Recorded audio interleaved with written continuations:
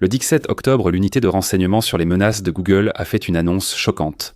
Des pirates nord-coréens du groupe UNC 5342 diffusaient des virus avancés via des contrats intelligents sur Ethereum pour voler des crypto-monnaies. D'après The Outside, le groupe fait cela depuis février. Nous sommes maintenant en novembre. Cela fait partie d'une campagne continue d'ingénierie sociale où ils ciblent des personnes vulnérables via un site web compromis, utilisé pour installer à distance des logiciels malveillants sur les appareils d'une personne, puis utilisent ces logiciels pour cibler leurs données ou voler leurs crypto-monnaies. L'attaque appelée Etherreading n'est pas nouvelle. Les experts en cybersécurité indiquent qu'elle était apparue en 2023 et utilisée depuis. Elle exploite les transactions sur les blockchains publiques pour stocker et récupérer des fichiers malveillants. Etherreading est populaire car il est très difficile à retracer et à stopper. Cela s'explique notamment parce que la plupart utilisent la blockchain sous pseudonyme, ce qui limite la vérification des identités. Maintenant, même si vous ne connaissez pas intimement le fonctionnement de la blockchain, vous connaissez probablement l'un de ses pseudonymes, et ce serait Satoshi Nakamoto, le créateur du Bitcoin. Deuxièmement, les attaquants peuvent récupérer les fichiers malveillants en utilisant des appels en lecture seuls qui ne laissent aucune trace visible de transaction sur la blockchain. Pensez-y comme à un méchant dans un film. Il utilise un téléphone jetable intraçable pour déclencher une bombe, empêchant la police de le retrouver avec ce téléphone. Bien que la dissimulation d'Ether ne soit pas nouvelle, c'est la première fois que des chercheurs voient des pirates soutenus par un gouvernement utiliser cette méthode. C'est inquiétant car cela montre que les hackers nord-coréens perfectionnent leur technique très rapidement. Et il semble que l'Occident, nous sommes leur cible. Alors, il faut se demander, qu'est-ce que la Corée du Nord gagne à faire cela ? Est-ce l'avenir des conflits ? Et peut-être plus important encore, comment les nations peuvent-elles se défendre ? Qu'est-ce que tout cela signifie ? Maintenant, avant de passer à nos questions, nous devons aborder l'éléphant gigantesque dans la pièce aujourd'hui. Qu'est-ce que tout cela veut dire, bordel ? Et écoutez, on sait que la plupart d'entre vous viennent à Warfront pour la géopolitique, pour ma voix douce et pour les quelques mentions occasionnelles de Vébrance. Mais pas pour des discussions poussées sur la technologie blockchain ou le hacking. Je veux dire, c'est tout à fait compréhensible. La plupart du temps, les passionnés de géopolitique et ceux qui s'intéressent à la blockchain vivent dans des mondes séparés. Mais c'est l'une des rares fois où ces mondes se croisent. On va d'abord vous donner un cours accéléré sur la blockchain avant d'aborder les pépites géopolitiques de JC, d'accord ? Une blockchain est un registre numérique immuable qui consigne des transactions sur plusieurs ordinateurs en même temps. C'est comme une grande feuille de calcul partagée, accessible à tous, mais qu'on ne peut plus modifier après un enregistrement. Les transactions sur la blockchain sont regroupées dans des blocs qui sont reliés entre eux comme une chaîne, d'où le nom blockchain. Malin n'est-ce pas ? Ce qui rend la blockchain vraiment intéressante en tant que technologie, c'est qu'elle est complètement décentralisée. Personne ne contrôle tout cela, des milliers d'ordinateurs dans le monde conservent chacun une copie du registre. Et à partir de la blockchain, on obtient des crypto-monnaies qui ont été initialement conçues comme des récompenses pour les personnes qui maintiennent la blockchain en utilisant leurs ordinateurs pour vérifier les transactions et ajouter de nouveaux blocs à la chaîne. C'est un processus appelé le minage. Et regardez, il existe des tonnes de blockchains, mais celle qui nous intéresse aujourd'hui s'appelle Ethereum. Elle fonctionne en gros comme nous l'avons décrit, avec un ajout clé. Elle possède quelque chose qu'on appelle des contrats intelligents. Ce sont en fait de petits programmes qui vivent sur la blockchain et qui s'exécutent lorsque certaines conditions sont remplies. Ils sont similaires aux distributeurs automatiques. Une fois installés et approvisionnés par un humain, ils fonctionnent de façon autonome. Mettez de l'argent dans un distributeur, il vous donne des snacks. Remplissez les conditions d'un contrat intelligent, il exécute ce pour quoi il est programmé. C'est ici que les hackers nord-coréens ont fait preuve de créativité, cachant des virus dans les contrats intelligents et transformant ainsi la blockchain en une arme. Quand quelqu'un clique sur un lien ou télécharge un fichier d'un site compromis, il est discrètement connecté à la blockchain, récupère le code chiffré du contrat intelligent et installe un logiciel malveillant. Les hackers exploitent alors ces données. Maintenant, du point de vue du hacker, cette approche est plutôt élégante. Le code malveillant n'est pas stocké sur un serveur quelque part que la police pourrait fermer, il est sur la blockchain elle-même, réparti sur des milliers d'ordinateurs à travers le monde. Et même s'ils ne peuvent pas modifier le contrat intelligent lui-même, car comme nous l'avons dit, les données sur la blockchain sont immuables, il existe des moyens comme l'utilisation de proxies qui leur permettent de mettre à jour le contrat et le code malveillant. Très bien, maintenant que cela est clarifié, passons à notre première question. Pourquoi la Corée du Nord fait-elle cela ? Pourquoi la Corée du Nord fait-elle cela ? Selon un rapport de l'équipe de surveillance multilatérale des sanctions, chargée de surveiller le respect des sanctions de l'Organisation des Nations Unies par la Corée du Nord, la réponse est simple, c'est l'argent. Le rapport de 138 pages a révélé que la Corée du Nord utilisait l'argent obtenu grâce à ses piratages pour financer la recherche et le développement d'armes nucléaires, ce qui n'est pas vraiment brillant. Matthew Stern, président directeur général et principal investisseur de CNC Intelligence Incorporé, une organisation qui fournit des solutions de cybersécurité sur mesure, est d'accord avec ses conclusions. Dans une interview exclusive à War France, il a déclaré « L'adoption de l'Ether-Reading par la Corée du Nord élargit sa stratégie de vol de crypto-monnaies. Depuis des années, les acteurs liés à la République populaire démocratique de Corée utilisent des mélangeurs comme Blender.io et Synbadio pour masquer les traces après des piratages de plateformes d'échange.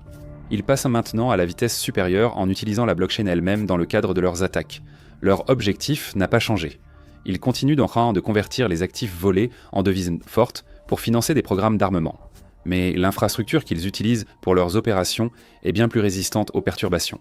Alors, combien arrive-t-il à empocher ? Eh bien, selon les enquêteurs de la société de recherche Elliptic, ils ont volé plus de 2 milliards de dollars rien que cette année, ce qui représente environ 13% du produit intérieur brut de Pyongyang.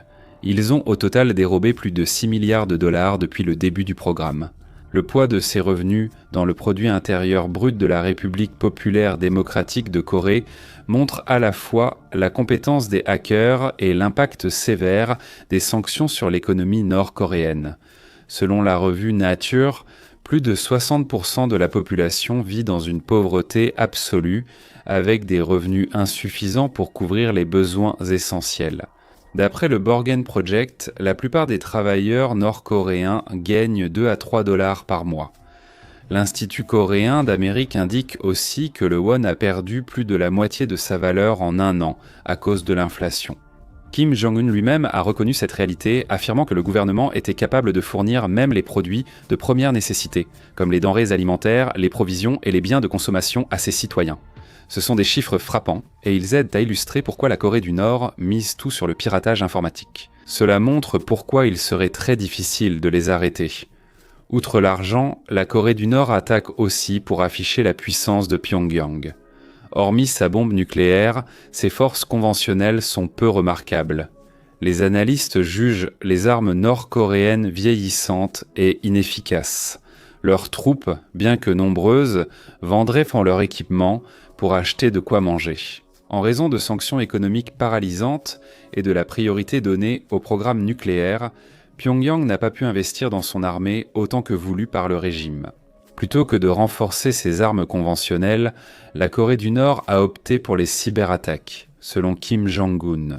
La guerre cybernétique est une arme magique et polyvalente, garantissant la force de frappe des forces armées nord-coréennes aux côtés des missiles nucléaires. Ils y ont fortement investi. Selon la défense sud-coréenne, la Corée du Nord compte environ 6000 soldats spécialisés dans ce domaine. Ce nombre, bien que faible comparé aux troupes conventionnelles, concerne des hackers, différents des soldats traditionnels. Ils ne sont pas exposés aux mêmes dangers et peuvent causer de gros dégâts à distance. C'est sur cela que compte la Corée du Nord, comme l'a dit l'ex-secrétaire d'État américain Mike Pompeo. La Corée du Nord est une menace plus grande que la Russie pour les cyberattaques. Et cela souligne non seulement à quel point il représente une menace importante, mais aussi à quel point la guerre cybernétique constitue une menace majeure en général. Est-ce l'avenir de la guerre ?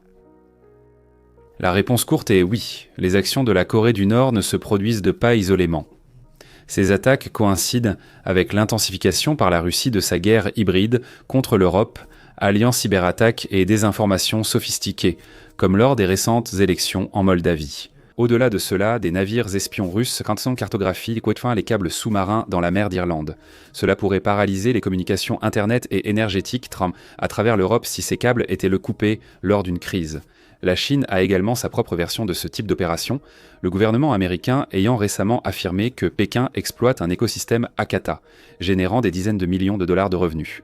Des groupes de hackers chinois comme Salt Typhoon et Volt Typhoon ont infiltré au moins 9 réseaux de télécommunications américains et ont pris le contrôle de centaines de routeurs Internet pour les utiliser comme base de lancement d'attaques contre des infrastructures critiques.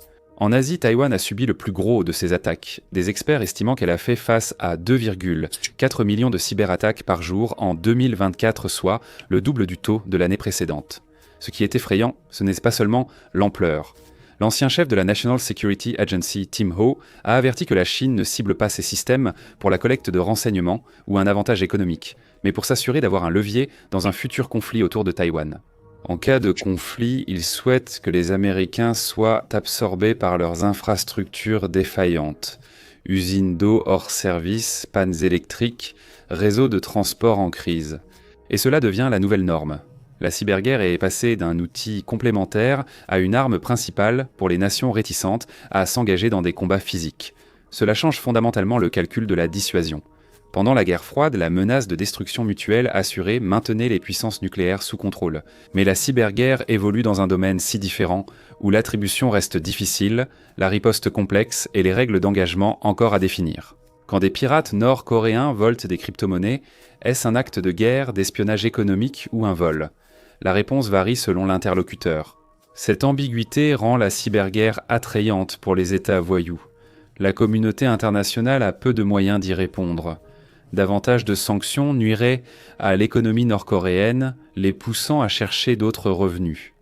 De plus, la Russie ne soutiendrait probablement pas de nouvelles sanctions de l'Organisation des Nations Unies, car la Corée du Nord l'aide dans la guerre. Une intervention militaire est hors de question, car cela semblerait être une réaction excessive à ces attaques. Et tout pays qui tenterait une telle action aurait du mal à obtenir le soutien international, malgré l'impopularité du régime nord-coréen. De plus, il y a l'épée de Damoclès toujours présente sous la forme de l'arsenal nucléaire de la Corée du Nord.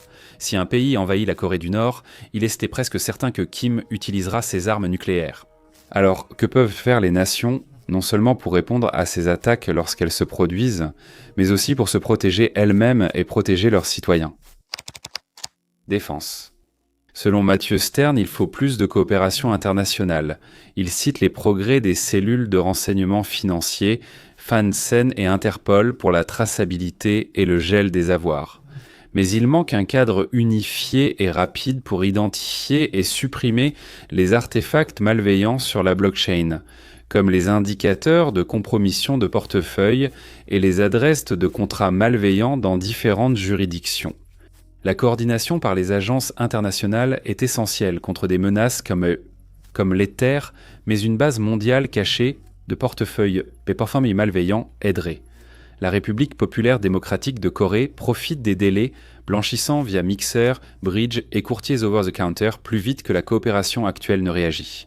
En pratique, cela se heurte à la complexité de la politique internationale. Créer une base de données mondiale suppose que les pays partagent volontairement leurs vulnérabilités, ce que la plupart refusent de logiquement. On craint aussi que l'ami d'aujourd'hui devienne l'ennemi de demain, et que toute information partagée soit utilisée contre vous. Cela ne signifie pas que la coopération internationale n'existe pas.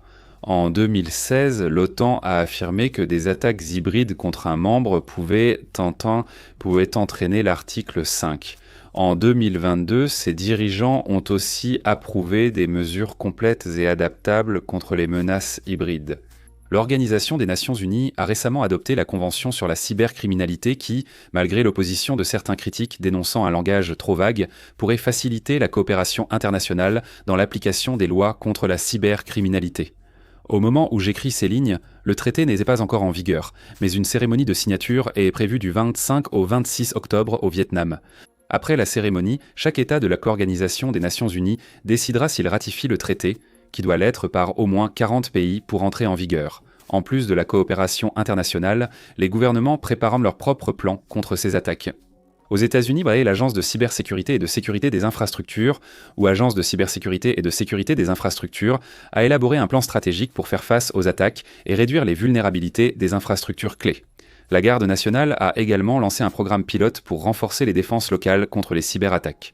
En Europe, l'Ukraine a récemment renforcé son cadre de cybersécurité pour se protéger contre l'agression russe. Bien que nécessaires, ces mesures sur des populations ne suffisent pas à éliminer la menace. Tant qu'il y aura des failles, des acteurs malveillants tenteront de les exploiter. C'est ainsi que fonctionne la vie.